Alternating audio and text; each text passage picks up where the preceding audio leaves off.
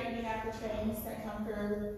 constantly, and this is something that we deal with pretty heavy. And so how much impact do you think that the legislature can have on the use of railroads in New Orleans, especially for neighborhoods impacted by the storage of volatile chemicals in rail cars, or attempts to move high traffic lines into neighborhoods of the city against residents' wishes? This goes back to what I was saying in another issue earlier, that nobody in Orleans, or at least very few people, knows who to contact when you have a concern about this. You